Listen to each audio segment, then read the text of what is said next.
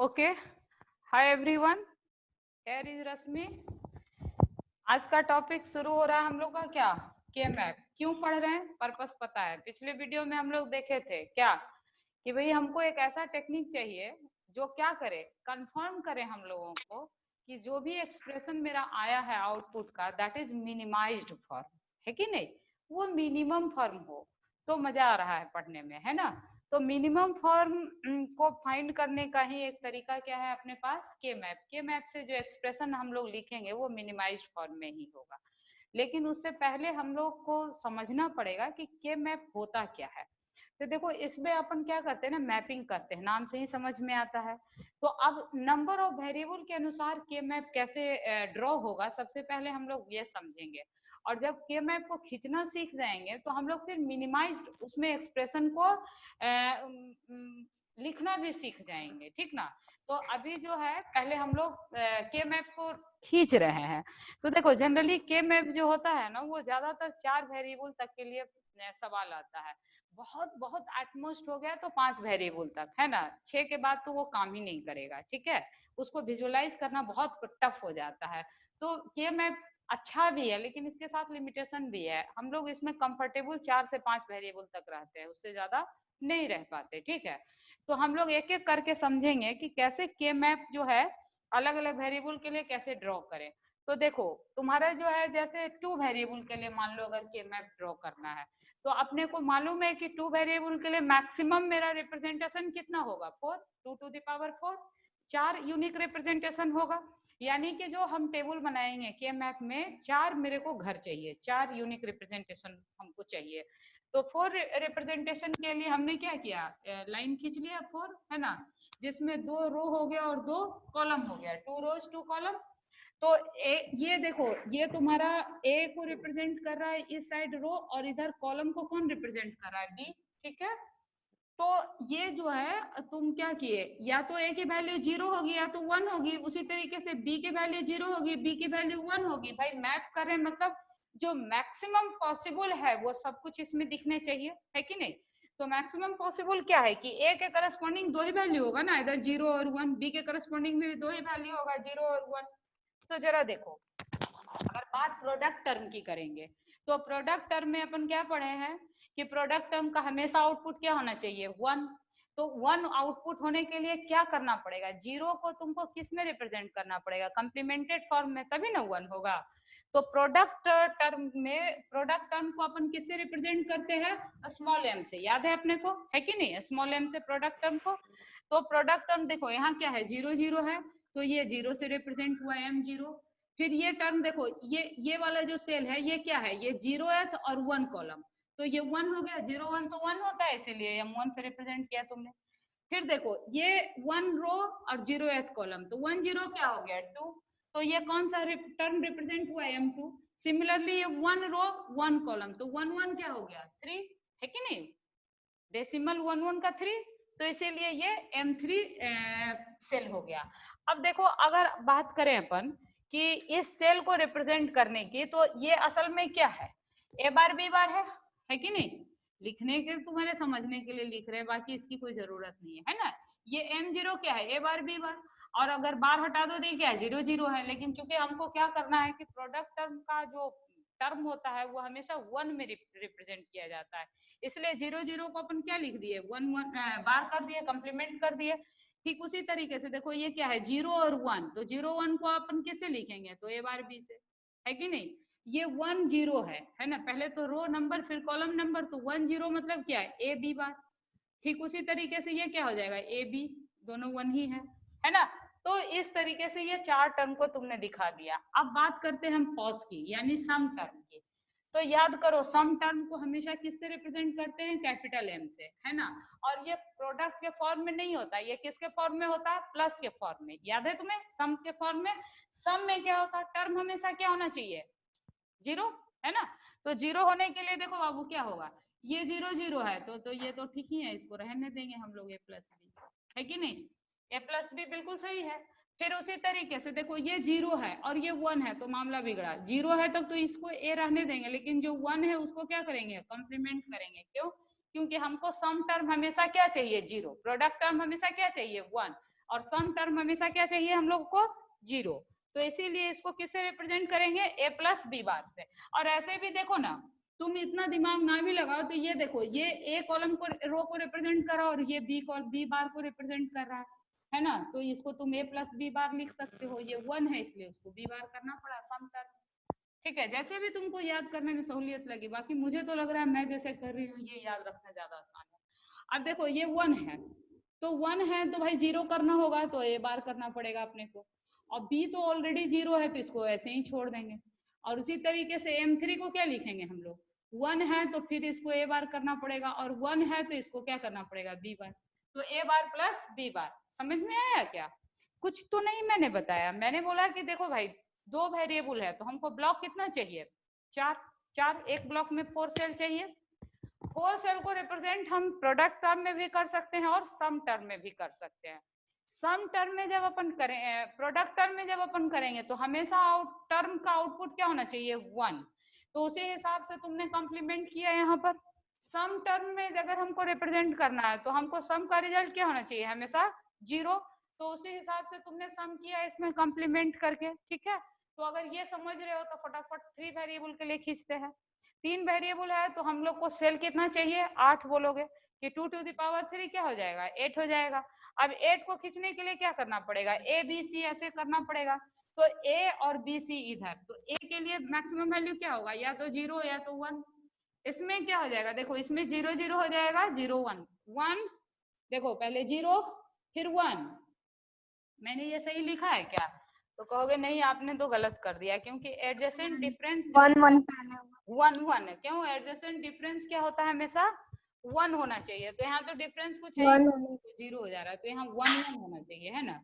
This should be 1 1 and this should be 0। यही एक बात ध्यान रखना है अपने को, 0 1 2 3, ठीक है ना, 0 1 2 3। तो इसको लिखते हैं ना।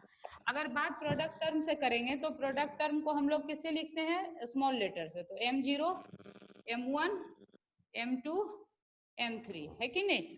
और उसी तरीके से ये क्या हो जाएगा, M4 M5 M6, sorry not M6 here, M6 here and M7 here, है कि नहीं। अब देखते हैं जरा हो रहा है कि नहीं, इसको करके भी देख लेंगे हम लोग कि M7 हमने सही रिप्रेजेंट किया है कि नहीं। तो देखो ये 1 है और ये कॉलम में 1 1 है, तो 1 1 तो हमेशा 7 होता ही है। ठीक उसी तरीके से ये 1 है 1 0 है, कॉलम रो 1 और कॉलम 1 0, तो 1 1 0 6 ही तो होता है। ठीक उसी तरीके से ये 5 के लिए देखो 1 0 1 5 आ गया, है कि नहीं, सब डेसिमल वैल्यू 5 ही है इसका। तो बात अगर इसके प्रोडक्ट टर्म की करें तो क्या करेंगे, तो प्रोडक्ट टर्म हमेशा 1 होना चाहिए। तो ये 0 है तो यहाँ क्या लिखेंगे अपन, ए बार, और ये 0 0 है तो इसको क्या लिखेंगे, बी बार सी बार, तभी जाके ये प्रोडक्ट टर्म 1 होगा, है कि नहीं। फिर ये देखो भाई, अभी हम लोग कुछ कर नहीं रहे, अभी हम लोग सिर्फ के मैप 2 वेरिएबल के लिए खींच रहे हैं। और उसमें ये जैसे 2 वेरिएबल के लिए खींचा और इसमें हमने देखा कि हर सेल का जो टर्म है उसको कैसे रिप्रेजेंट किया गया है, दैट इज ओनली, ठीक है ना। क्योंकि टर्म पता रहेगा तभी तो हम लोग फिर बाद में कोई एक्सप्रेशन दिया रहेगा तो उसके अनुसार 1 0 1 0 फिल करेंगे कि किस में 1 किस में 0 करें। तो ये तो बहुत बेसिक जानकारी है जो we should know it, right. तो ठीक उसी तरीके से यहाँ पर देखो क्या हो जाएगा, M1 में ये 0 है तो ये हो जाएगा अपना क्या, ए बार, और ये क्या हो जाएगा, बी बार सी। तो इसको हम लोग क्या करते हैं ना, यहाँ पर लिख लिया करते हैं, अंदर जो मैं लिख रही हूँ इसको ऐसे कर दिया जाता है। फिर ये 1 1 है तो इसको क्या करा जाएगा, BC कर दिया जाएगा। यहाँ क्या किया जाएगा, BC बार हो जाएगा। क्यों, क्योंकि B ऑलरेडी 1 है, C बार 0 है, C ये 0 है इसलिए C बार। तो ये ऊपर लिखा रहता है तो उसे मैप करना हम लोग के लिए क्या हो जाता है, आसान हो जाता है। अब की बार देखो ये सम टर्म के लिए लिखते हैं, ये तो तुम्हारा प्रोडक्ट था यानी सम ऑफ प्रोडक्ट, और ये तुम्हारा क्या हो जाएगा, प्रोडक्ट ऑफ सम, है ना, सम टर्म लिखो। तो सम टर्म लिखने के लिए क्या करना पड़ेगा, तो भाई करना तो वही है कि ये 0 0 होगा, ये 0 1 होगा, ये 1 0 होगा और ये 1 होगा, ये 1 1 होगा। ये याद रखना है सब लोग को कि यहाँ पर क्या ध्यान रखना है, 0 1 और फिर ये क्या हो जाएगा 2 और देन ये 3, यहाँ 2 नहीं, यहाँ 2 फिर ये 3, ये याद रखना है। एडजेसेंट डिफरेंस 1 हमेशा चाहिए अपने को। तो अब देखो सम टर्म में तुम क्या करोगे, तो कहोगे मैम सम टर्म में तो कोई लफड़ा ही नहीं है, ये तो अच्छा ही है, ये 0 है, तो इसको ए रहने दीजिए, और ये BC है, इसको भी BC ही रहने दीजिए, क्योंकि हमको हमेशा सम टर्म क्या चाहिए, 0। तो ये आप जो की है ना वो एकदम फिट की है। तो लेकिन तुम कहोगे कि मैम यहाँ तो गड़बड़ा गया, क्योंकि ये तो 0 है, लेकिन यहाँ पर क्या है, C 0 नहीं है, तो इसको 0 बना दीजिए, है ना। तो ये क्या हो जाएगा, ये B प्लस C बार हो जाएगा, है ना। और ये क्या हो जाएगा, B प्लस C हो जाएगा, है ना। तो यहाँ पर क्या हो जाएगा, उसी तरह कहोगे कि B प्लस C बार इसको कीजिए, और इसको क्या कीजिए, B बार अब प्लस C कीजिए, क्योंकि C ऑलरेडी 0 है, तो उसको 0 करने की जरूरत नहीं है। तो कुल मिलाकर के हम लोग के दिमाग में बस ये रखना है कि sum term always be 0 and product term is always be 1। ठीक है, तो ये 2 वेरिएबल के लिए हो गया, 3 वेरिएबल के लिए हो गया। तो अपन एक और 4 वेरिएबल के लिए भी खींच लेते हैं, और फिर उसके बाद हम लोग नेक्स्ट एक्सप्रेशन देखेंगे, एग्जांपल के साथ समझ में आएगा। 2 मिनट और लेंगे, उसके बाद इस बात को यहीं पर खत्म करेंगे, और नेक्स्ट में फिर एग्जांपल समझेंगे हम लोग, है ना। तो ये 2 वेरिएबल 3 वेरिएबल के लिए हो गया। तो अब अपन 4 वेरिएबल के लिए भी के मैप खींच लेते हैं कि उसको कैसे रिप्रेजेंट किया जाएगा। उसके बाद फिर अपना नेक्स्ट काम करेंगे, एग्जाम्पल बनाएंगे, तो थोड़ा और क्लैरिटी हम लोग का बढ़ जाएगा के मैप में। उसके बाद फिर आगे का काम किया जाएगा, है ना। तो ये 2 वेरिएबल के जगह अपन को क्या लिखना पड़ेगा, 4 वेरिएबल। यहाँ 2 को मिटा करके फटाफट लिख दो 4, 2 को मिटाओ, और यहाँ क्या हो जाएगा, 4 वेरिएबल, है ना। अब 4 वेरिएबल के लिए कितना कॉम्बिनेशन होगा, तो बोलोगे मैम 2 टू द पावर 4 यानी 16 मीन टर्म और मैक्स टर्म, है कि नहीं। या 16 मीन टर्म में रिप्रेजेंट कीजिए, चाहे 16 मैक्स टर्म में रिप्रेजेंट कीजिए, लेकिन आएगा तो टोटल कॉम्बिनेशन कितने का, 16 का। तो 16 मीन टर्म 16 मैक्स टर्म, तो कैसे बनाएंगे, तो 16 ब्लॉक हमको चाहिए छोटा छोटा, है ना।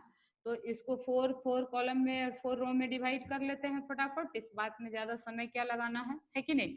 तो इसमें क्या करेंगे, अपन ए भी इधर मान लो डाल दिया, इधर क्या डाल दिया, CD। 4 वेरिएबल लेके चल रहे हैं हम लोग, तो इसको रिप्रेजेंट कैसे किया जाएगा, 0 0 0 1, यहाँ तक तो ठीक है। फिर 1 0 यहाँ होगा, और फिर तब 1 1 यहाँ होगा, यही करता ना अपने को। फिर यहाँ भी वैसे ही हो जाएगा 0 0, और फिर 0 1, और यहाँ क्या हो जाएगा 1 0 देन 1 1 0 1, फिर गड़बड़ कर दिया ना मैंने, यहाँ 3 और यहाँ 2। देखो भाई तुम लोग मत करना, है ना। 0 1 2 3 ऐसे रखना है, या 0 1 2 यहाँ 3 यहाँ, ठीक है। तो ये तुम्हारा हो गया रिप्रेजेंटेशन के मैप का, ठीक। अब क्या करना है, चलो अगर ये बात किसकी हो, प्रोडक्ट टर्म की, तब क्या करेंगे हम लोग, प्रोडक्ट टर्म की अगर बात करनी होगी, चलो प्रोडक्ट टर्म मतलब क्या, सम ऑफ प्रोडक्ट। प्रोडक्ट टर्म पहले चाहिए, तो सम ऑफ प्रोडक्ट, प्रोडक्ट का सम, ठीक है। तो प्रोडक्ट के लिए क्या हो जाएगा, तो देखो ये 0 0 है, तब तो प्रोडक्ट टर्म में इसको कॉम्प्लीमेंट लेना पड़ेगा, और ये 0 0 है तो C बार D बार करना पड़ेगा, है कि नहीं। प्रोडक्ट टर्म में ये कॉम्प्लीमेंट लेना पड़ेगा।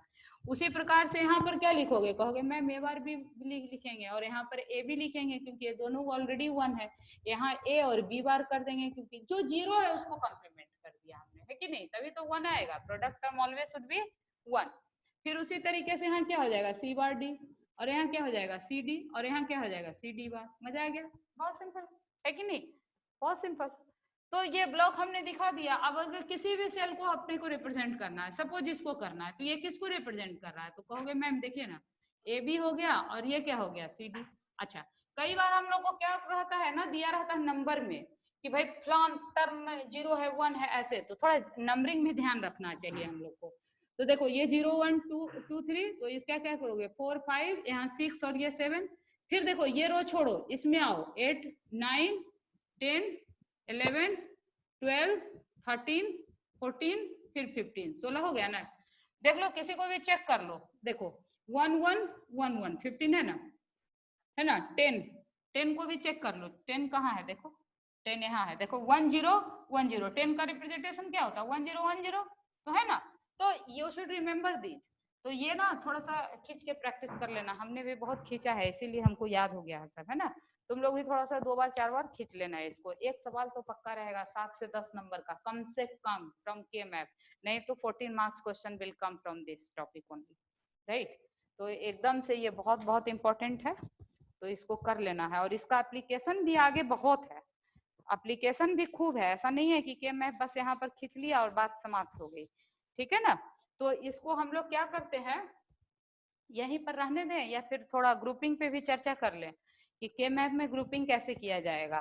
तो नहीं, इसको यहीं रहने देते हैं, ठीक है ना? और ग्रुपिंग हम लोग एग्जाम्पल ले लेकर के ही समझ लेंगे या फिर देखते हैं, ठीक है ना? तो इसको अभी यहीं पर रहने देते हैं, ठीक। Thank you. ओके, चलो।